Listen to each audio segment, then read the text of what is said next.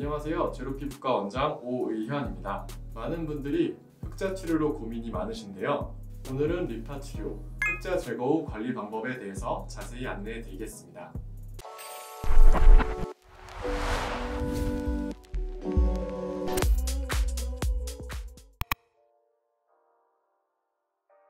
시술 직후 해당 부위에 약간의 붉어짐과 통증이 있을 수 있습니다. 하지만 곧바로 듀오덤을 덮기 때문에 크게 문제가 되지는 않습니다. 또한 간혹 리파 시술 후에 어떤 출혈이나 기타 삼출물 같은 게 많이 비쳐 보인다고 하시는 분들이 계신데 대개의 경우 별 문제는 되지 않습니다. 하지만 분비물들이 너무 많아서 불편감이 있으시면 저희가 알맞게 조치를 해드립니다. 그리고 이제 듀오덤을 2주 뒤에 떼어내게 되는데 이게 살짝 붉어짐이 좀 심한 경우가 있습니다. 그럴 경우에는 이제 병원에서 혈관 레이저나 기타 초음파 진정 관리, 어떤 재생 물질 도포 등의 방법으로 정상 피부색으로 잘 돌아올 수 있게끔 케어를 해드립니다. 딱지가 발생합니다. 하지만 환자분은 이를 느끼시기가 어려운데요. 왜냐하면 저희가 리파 시술 후에 바로 듀오덤을 붙여드리기 때문입니다. 딱지가 점점 딱딱하게 형성되어서 그 위에 있는 듀오덤에 딱 달라붙게 되고 2주 뒤에 병원에 오셔서 듀오덤을 떼어내시면 그 딱지가 함께 이쁘게 떨어져 나가게 되고요. 그 밑에는 정상적인 속살이 잘 비쳐 보이게 됩니다. 듀오덤이 덮여져 있는 리파 부위를 피해서 세안을 하시면 되겠습니다. 약간은 불편하시겠지만 고양이 세수를 진행하시면 별 문제는 없으시고요.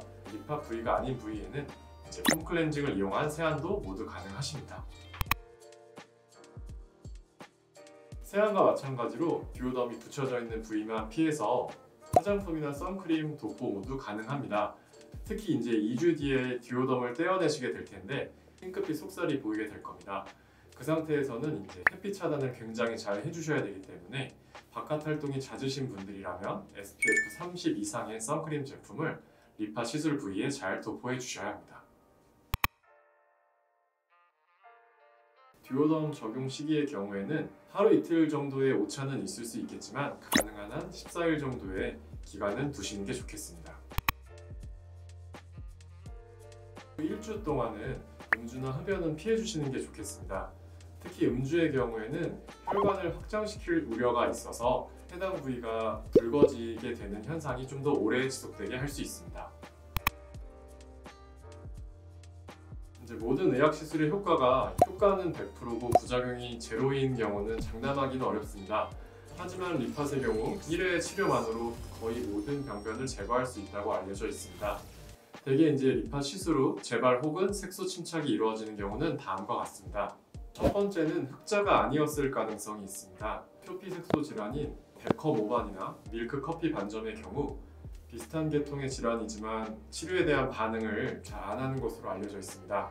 앞서 언급한 그런 질환들일 경우에는 리팟으로 한 번의 치료가 좀 어려울 수 있겠습니다.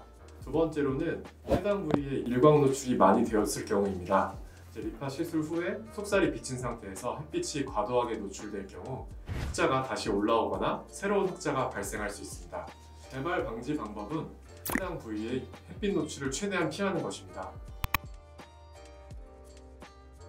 사실 피부과에서 환자분들에게 만족감을 드릴 수 있는 시술들은 굉장히 다양합니다. 그 중에서도 제가 리팟을 선호하는 이유는 시술 시간이 굉장히 빠르고 확실한 효과를 얻을 수 있기 때문입니다. 특히 이제 오랜 세월 잦은 일을 하시면서 얼굴이나 손등에 흑자가 많이 형성되어 있으신 어머님이나 아버님 같은 경우에는 해당 치료를 받지 못해서 흑자를 그대로 유지한 채 지내오신 분들이 많으신데 얼끔이 제거되어서 만족해 하시는 것을 보면 저도 굉장히 뿌듯함을 느끼곤 합니다.